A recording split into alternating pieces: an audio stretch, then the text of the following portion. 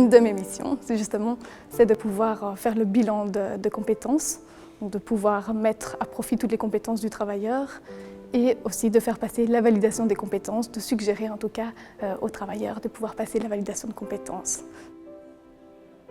Je m'appelle Séverine Flao, je suis accompagnatrice sociale au sein d'une entreprise de titre-service qui est une entreprise d'insertion située à Namur, une SCRL à finalité sociale.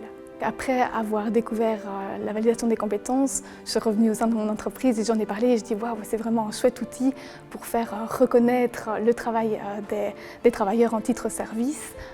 C'est un diplôme supplémentaire, c'est au niveau de l'estime de soi, ça peut augmenter vraiment au niveau social le bien-être et puis au niveau professionnel.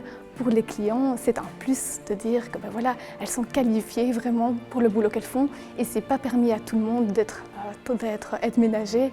C'est vraiment spécifique et il faut des compétences, du savoir-faire que la validation de compétences justement permet de reconnaître. J'ai passé les validations de compétences justement dans le but de progresser dans mon idée d'être formatrice. Donc comme j'étais déjà formatrice interne, mon but final est quand même d'être formatrice externe. Je m'appelle Karine Deltan, je suis aide ménagère depuis 10 ans chez Natis. Le titre de compétence est quand même un plus dans le travail parce que ça nous rassure, ça nous remotive, ça nous met en confiance par rapport à notre qualité de travail. Nous avons intégré la circulaire spécifique à la validation des compétences dans nos statuts. Donc le processus est en cours actuellement pour le recrutement. Je suis Christine Godard, je travaille au CPS de Herve. Je suis employée d'administration et je m'occupe plus particulièrement de formation.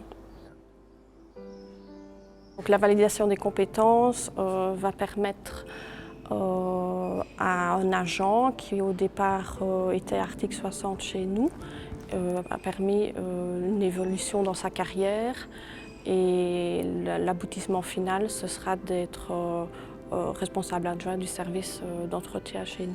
Si tout se passe bien l'année prochaine, j'ai un TFE à présenter.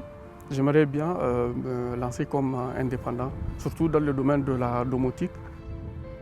Je m'appelle Oumarou Jibrilla, je suis ouvrier polyvalent au CPS d'Aubange. Pour moi, c'est une grande chose parce que ça m'a permis d'aller m'inscrire à l'IFAPME pour suivre une formation.